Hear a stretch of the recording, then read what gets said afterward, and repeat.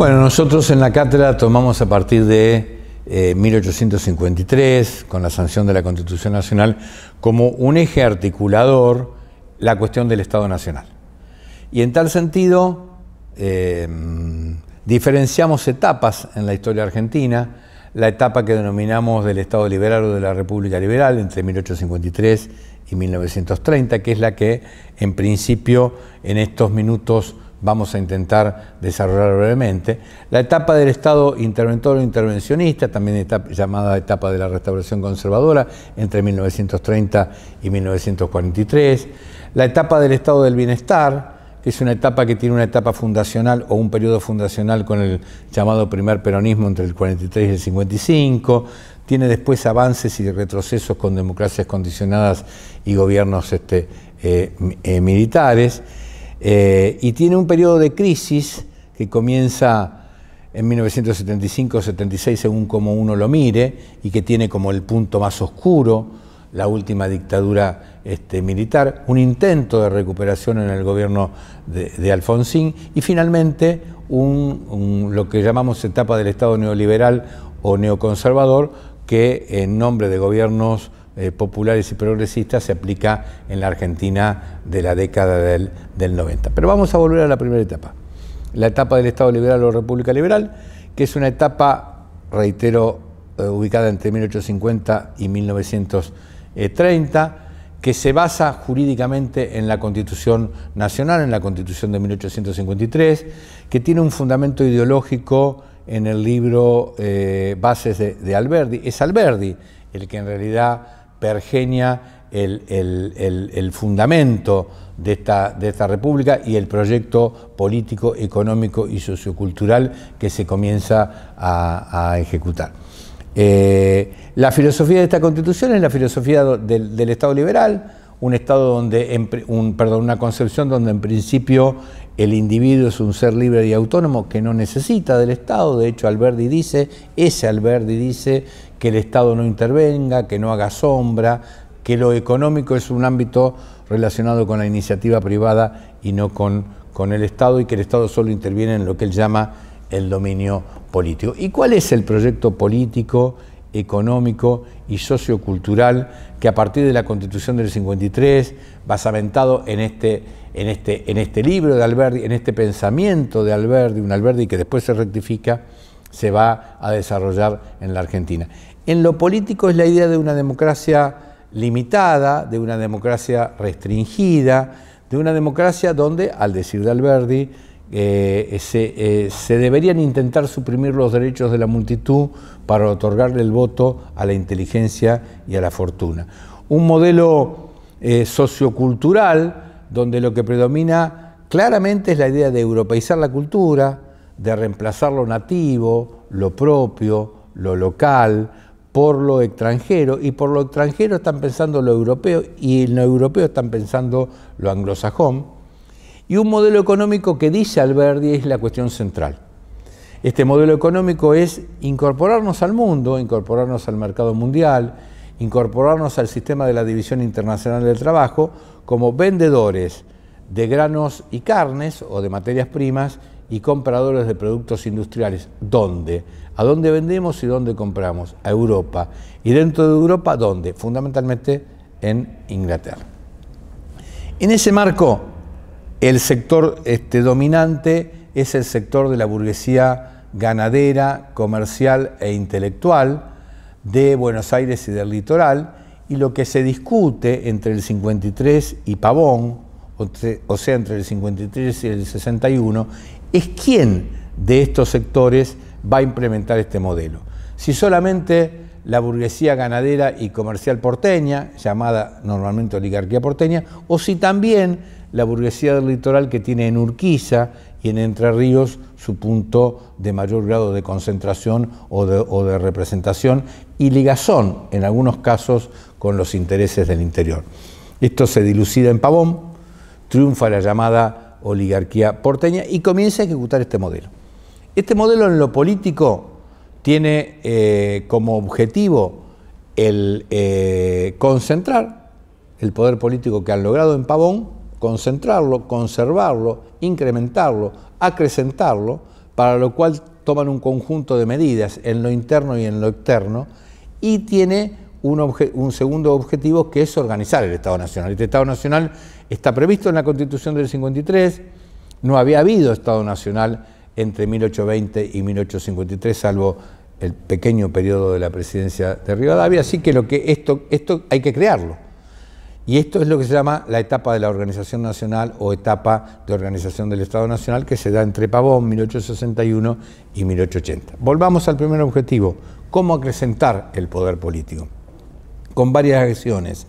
Intervención a aquellas provincias que le son contrarias al gobierno de Buenos Aires, o que por lo menos manifiestan diferencias respecto al ideario de esta República Liberal o al gobierno de Buenos Aires. Una segunda, que es una de las páginas, yo diría, negras de la historia argentina, que es la eliminación por represión, represión de los últimos caudillos federales, el Chacho Peñalosa, Felipe Varela, Aurelio Salazar e incluso López Jordán en la provincia de Entre Ríos, en lo que los propios actores de la época, Mitre, Sarmiento, definen como guerra de exterminio, para lo cual mandan los ejércitos porteños. Y una tercera, la más estable y la más combatida, que es el establecimiento de un sistema electoral fraudulento, un sistema electoral donde el oficialismo controla el padrón electoral, realiza el padrón electoral, el oficialismo controla el acto el día de las elecciones, el oficialismo controla el recuento de los votos. Y el voto es un voto público o cantado, un voto voluntario y un voto universal masculino. Y en este último punto no empleo universal masculino como negando o criticando la falta del voto femenino, porque no estaba en ese momento en la idiosincrasia de la época. Este sería el modelo político. Después vamos a ver el modelo, o vamos a ver ahora el modelo sociocultural. El modelo sociocultural básicamente es el modelo de europeizar la cultura, y sobre este particular, esta idea de europeizar la cultura, yo diría que hubo dos grandes propuestas, como dice algún conocido historiador argentino. La propuesta de Alberdi, que es la propuesta de europeizar mediante inmigración y progreso, que es el progreso el que nos va a permitir adquirir los hábitos, las costumbres, los modos de ser que nos saquen del atraso y que están en Europa. Y la idea de Sarmiento, que es la idea de inmigración y educación. Y acá en el tema educativo quiero destacar, así como señalé, que Sarmiento es parte de la clase dirigente que ordena la represión de los últimos caudillos federales, con frases como no hay que ahorrar sangre de gaucho. Acá me parece que la idea de Sarmiento es profundamente democratizadora, porque mientras en lo educativo Mitre propicia colegios nacionales o bachilleratos para que los hijos de las élites transiten por una enseñanza media que les permita ingresar a la universidad, la idea de Sarmiento es formar escuelas normales, escuelas de enseñanza media que preparen maestros para que esos maestros en todos los lugares de la República, en todos los rincones de la patria, enseñen en las escuelas primarias. Escuelas primarias que, lo destaco como valioso, tiene un punto que iguala al hijo del dueño de la estancia con el peón, o al hijo del dueño del comercio con el hijo del empleado, que es el guardapolvo blanco, que es un elemento que no separa las diferencias socioeconómicas que tienen los padres, pero que en ese momento es un elemento igualador y democrático. Y en esta mezcla de inmigrantes que llegaron a la patria y no tuvieron el derecho de propiedad que habían soñado, que algunos se volvieron, otros fueron locatarios y alquilaron campos, y otros fueron peones rurales, y algunos se instalaron en Buenos Aires con pequeños comercios o como obreros obreros del sector portuario, del sector frigorífico o de las imprentas. Esta mezcla entre este esfuerzo de los inmigrantes y esta oportunidad de que todos accedieran al sistema educativo generó uno de los mejores trazos o una de las mejores políticas de la Argentina, que es la movilidad social ascendente por el fruto coincidente del trabajo de los padres y de la presencia de los hijos en el sistema educativo, generando en definitiva lo que después se van a llamar los sectores medios. Y en lo económico, y lo dejo para lo último porque para Alberdi es el elemento central, nosotros dijimos en el inicio de que el rol que la clase dirigente le asigna a la Argentina, coincidente con sus propios intereses, es vender materia prima, vender granos y carnes y comprar productos industriales en Europa y especialmente en Inglaterra, para lo cual es fundamental el libre comercio, para que no haya trabas al ingreso de los productos industriales, ni tampoco trabas a lo que se refiere a la exportación de nuestros productos. Y en ese marco teníamos una condición favorable, la pampa húmeda, una condición geográfica favorable, una demanda del mercado mundial que requería en la segunda revolución industrial los elementos que nosotros teníamos, y hubo una actitud de la clase dirigente de, a partir de esa fortaleza, tener en cuenta los elementos con los que nosotros contábamos, mejorarlos, ordenarlos para que la Argentina se convirtiera en lo que finalmente se definió como una fábrica de carnes o el granero del mundo. Y ahí se produce un proceso de reconversión ganadera, pasamos de vender carne salada a vender ganado en pie y después carne enfriada en los frigoríficos. Se produce un proceso de revolución agrícola. La Argentina importaba trigo y maíz y en 1910 es el principal proveedor del mercado mundial de granos de trigo y maíz. Se incorpora el ferrocarril como un medio de transporte para agilizar este proceso que va y viene desde el puerto de Buenos Aires, llevando al interior la producción industrial inglesa, pero llevando al puerto los productos del sector agrícola-ganadera.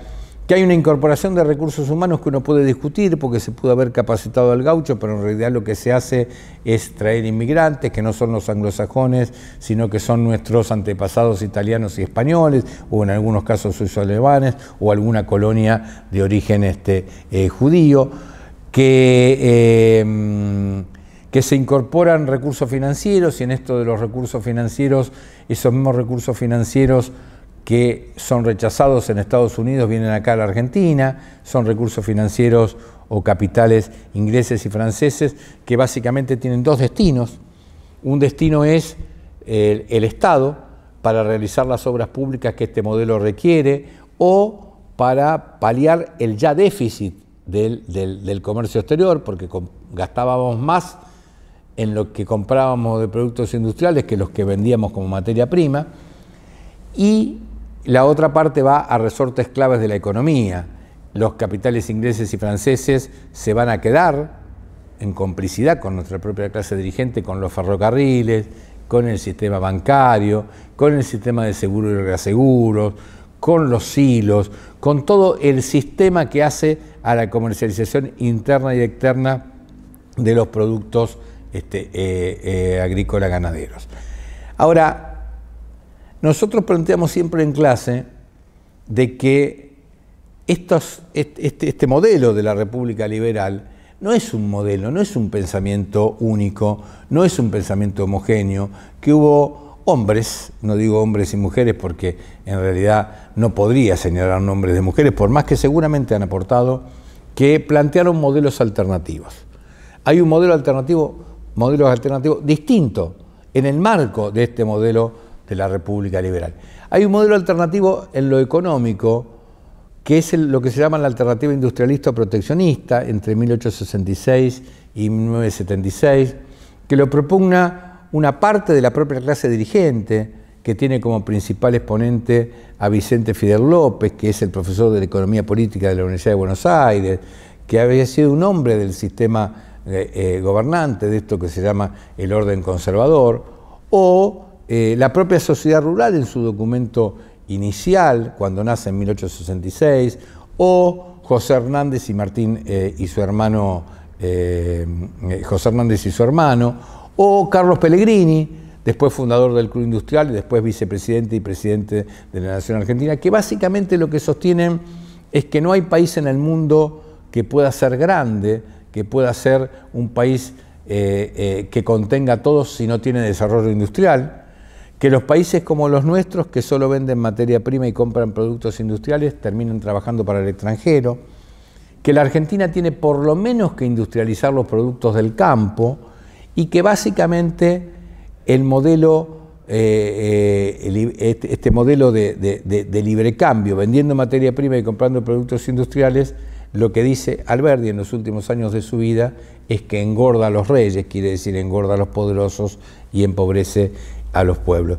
Se debate en el Congreso, se debate en el mundo intelectual, en los periódicos de la época, pero pasada las crisis que es en 1866 y 1873, esta alternativa industrialista o proteccionista, muy ligada a lo que fue la guerra de la Triple Alianza o al pensamiento industrialista paraguayo, en la práctica desaparece. El otro modelo alternativo es el... Bueno, y acá quiero hacer mención porque me olvidé que hay un modelo alternativo industrialista exitoso en la América Latina de entonces o en la América sureña de entonces, que es el modelo paraguayo. La llamada guerra de la Triple Alianza, que asocia a Argentina, Uruguay, Brasil y con el apoyo de Inglaterra, muy impopular en la Argentina del interior, es una guerra para aniquilar el modelo industrialista paraguayo, con un alto índice de alfabetismo, con un alto índice de inclusión social y con incluso producción de acero. En otra guerra de exterminio, donde se elimina hasta la población masculina en edad de reproducir del pueblo paraguayo y se le aniquila los últimos aspectos, todo lo que se refería a este desarrollo industrial. Pero voy al único, me queda como para ir redondeando, el modelo alternativo en lo cultural. En lo cultural no todos pensaron que era necesario europeizar la cultura. Hay dos propuestas alternativas, distintas, contrarias, valiosas, en general no consideradas en la historiografía argentina. Una es la de Felipe Varela. Felipe Varela, ese supuestamente caudillo bárbaro, plantea la necesidad de que los pueblos crecen a partir de su propia cultura e identifica como la cultura nuestra, la cultura del interior, la cultura hispanoamericana, lo que hoy nosotros diríamos la cultura sudamericana o latinoamericana. Y lo otro es la obra Oe José Hernández, con su libro El Martín Fierro, donde lo que hace, mucho más allá de la prosa, de la brillante prosa o de su brillante capacidad como literato, es expresar la crueldad o los aspectos negativos de la exclusión del gaucho, y señala que el gaucho, si se lo capacita, es la mano de obra necesaria para la actividad agrícola. Hay como una recuperación de la cultura gauchesca del litoral. Pero ambos, tanto Felipe Varela como José Hernández, van a ser como escondidos por la historiografía oficial, que sostiene como un dogma que lo europeo o la cultura europea es superior a nuestra propia cultura. Me queda el único de los modelos alternativos que logra reemplazar a una parte de este modelo de la República Liberal y que genera que en realidad, y me olvidé de señalarlo de inicio, esta República Liberal tenga dos etapas claramente marcadas. Una etapa de la República Liberal oligárquica, 1853 o 1861, 1912 o 1916, y una etapa de la República Liberal Democrática, 1912, si lo ubico por el marco legal, Ley San Peña, o 1916, si lo ubico por quien por primera vez desde 1853 intenta iniciar un proceso, intenta y logra iniciar un proceso de transformación democrática en la Argentina, que es la era de los gobiernos radicales y especialmente de Hipólito Yrigoyen. ¿Cómo nace este modelo alternativo en lo político? Este modelo alternativo en lo político nace en realidad con motivo de la crisis de 1889-1890, con motivo de las disputas dentro del grupo gobernante entre el presidente Juárez Celman y su predecesor y en definitiva jefe político del orden conservador, que es Roca, y por algunas denuncias de corrupción existentes contra el grupo gobernante. Y ahí nace primero la Unión Cívica de la Juventud, en 1889, que es una expresión, un acto masivo de repudio a la concentración del poder por parte del presidente Juárez Celman, que se convierte en Unión Cívica en abril de 1890 y que finalmente en 1891 se da nacimiento a la Unión Cívica Radical, julio de 1891. Aquí quiero señalar cuáles son las tres banderas de esta Unión Cívica.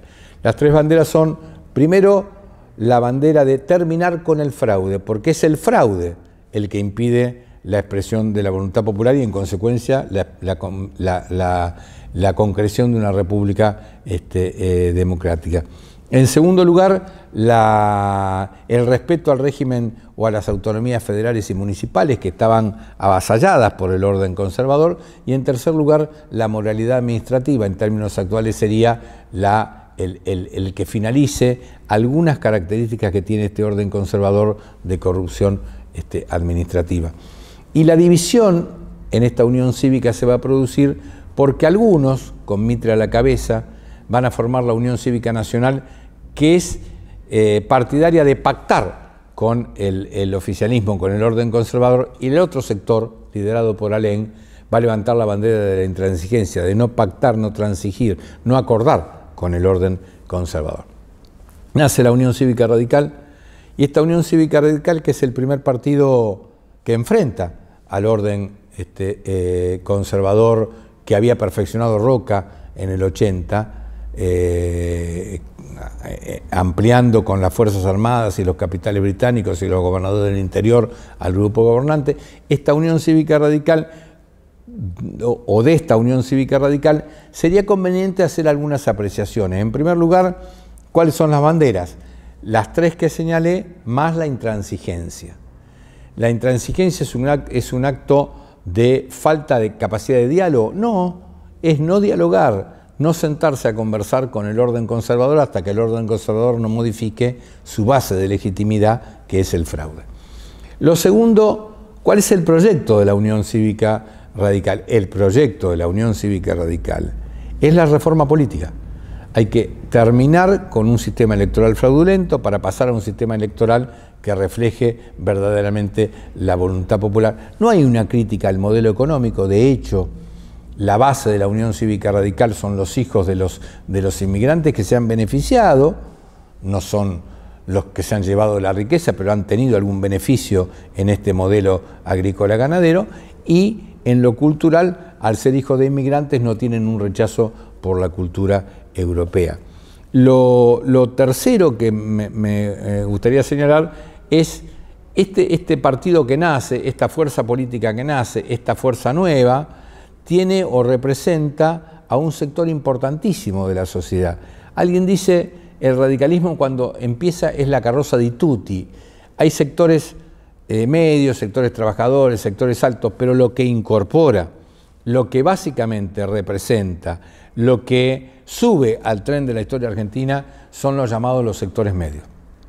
¿Quiénes son estos sectores medios? Son precisamente los hijos de los inmigrantes, que por el trabajo de sus padres, trabajo esforzado, trabajo heroico, trabajo mal remunerado, pero por el sistema educativo generado se han convertido en sectores medios y piden un espacio, un lugar en la vida política argentina. Así que es el partido, el movimiento político que vehiculiza, que sube al tren de la historia básicamente a los sectores medios, más allá de que es pluriclasista.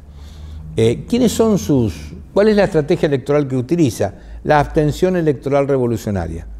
Algo que en el pragmatismo de la época es muy difícil de explicar, pero ¿qué es la abstención electoral revolucionaria? Mientras haya fraude, no vamos a participar en elecciones.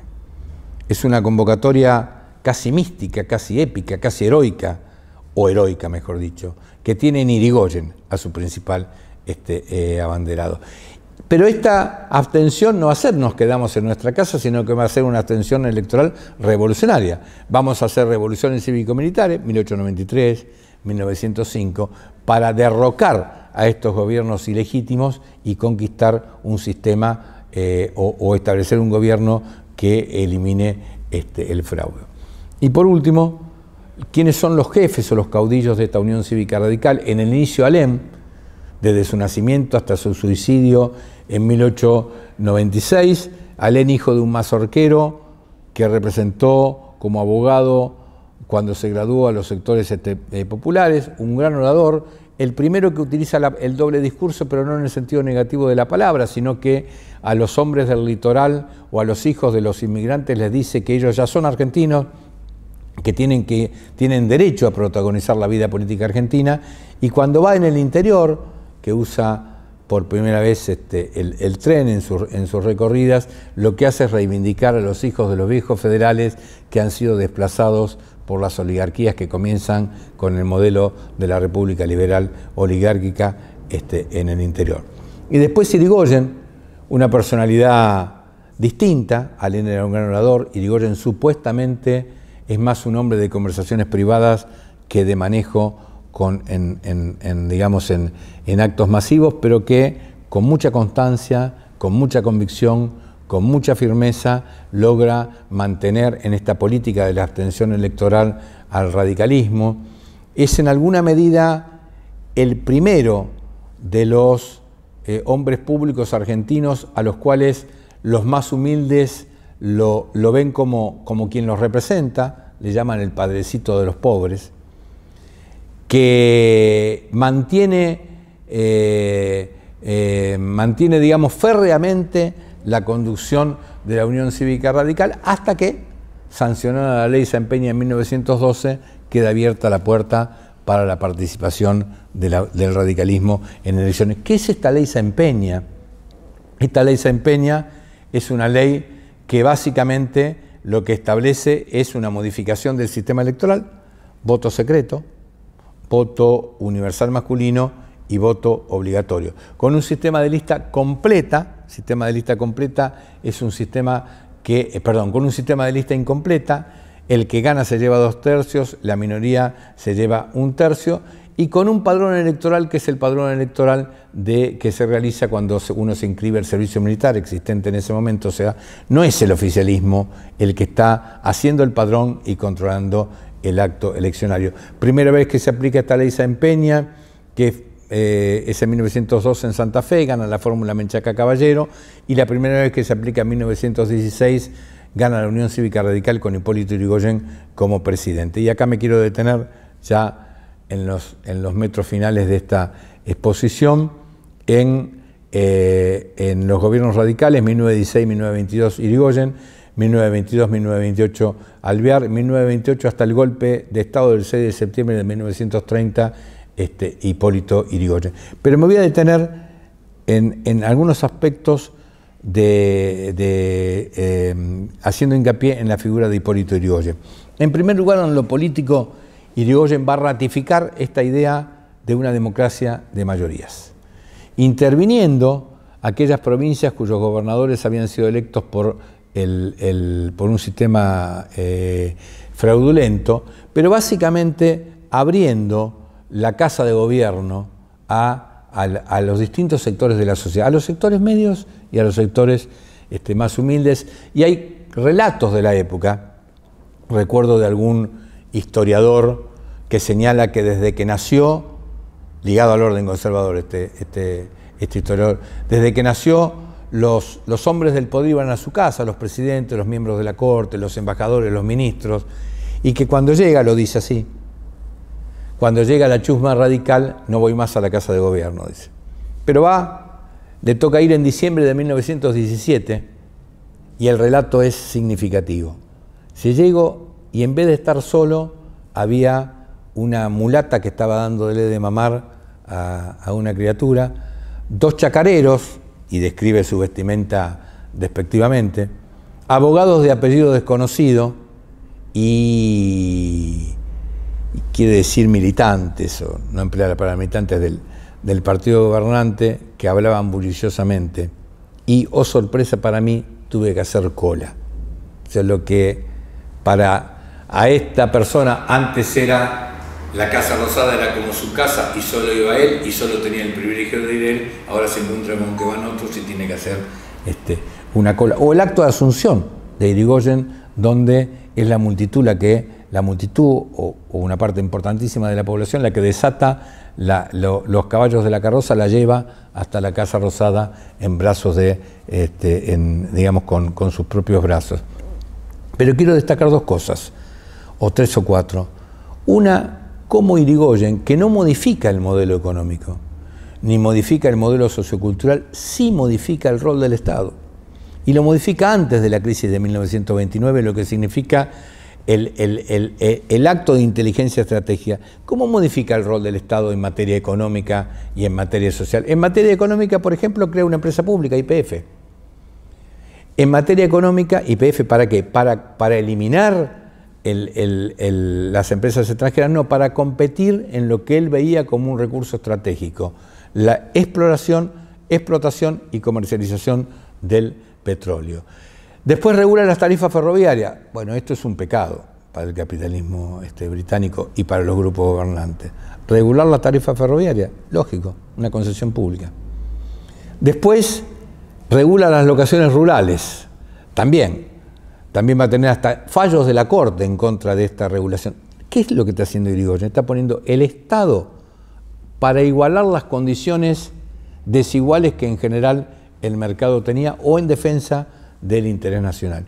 ¿Y cuál va a ser la mediación, el cambio o la modificación en el rol del Estado en materia social? Dos, es durante los gobiernos de Irigoyen, donde se sancionan las primeras leyes sociales, los primeros derechos de los trabajadores, el primer régimen previsional, que es el del régimen de empleados de comercio, las primeras leyes de protección de menores y mujeres, las primeras leyes que tienen que ver con los accidentes de trabajo o con la jornada horaria.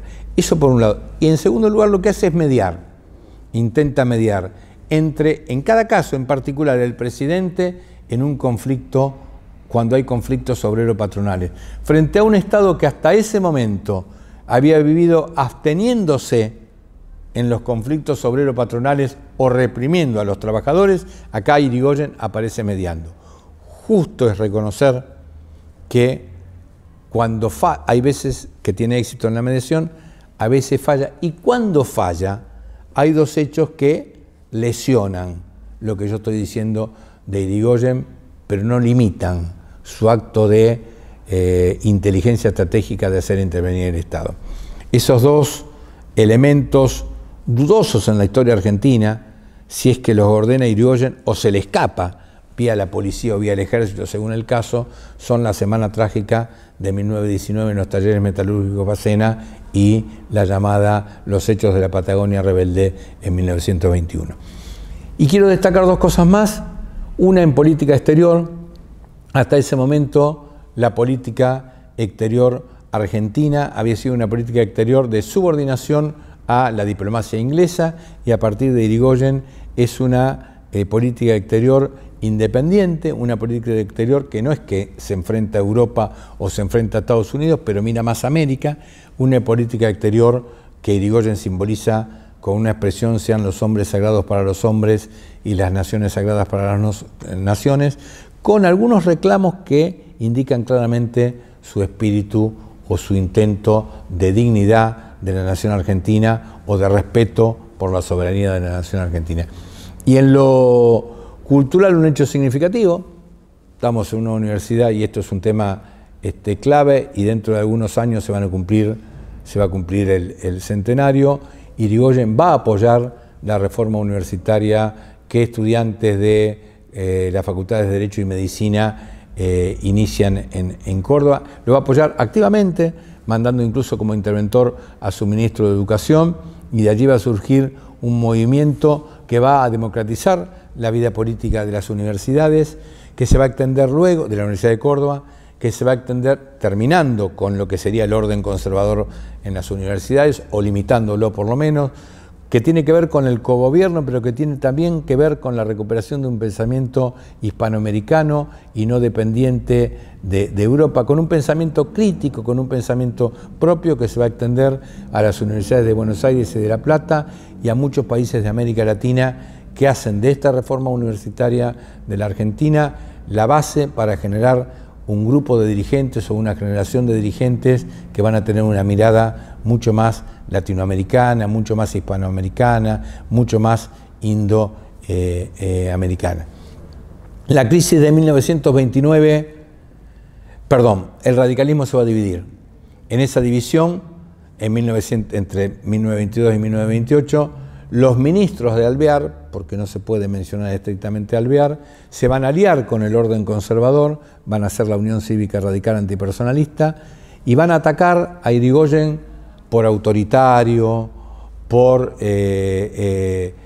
no emplean la palabra demagogia, pero emplean una palabra similar, quieren decir por clientelístico. Lo atacan a Irigoyen por personalista, se divide la Unión Cívica Radical y el antipersonalismo, unido al partido, a las fuerzas conservadoras, lo enfrentan a Irigoyen en 1928. Gana Irigoyen, gana con el 63% de los votos, está grande, es cierto, pero a partir de ese momento, mediante un diario de los Botana, mediante una prédica de sectores intelectuales ligados a las Fuerzas Armadas y mediante una feroz crítica de la oposición en ambas cámaras del Congreso y mediante todos los actores del orden conservador, dándose cuenta que no le pueden ganar por el voto, empiezan a socavar al gobierno de Irigoyen.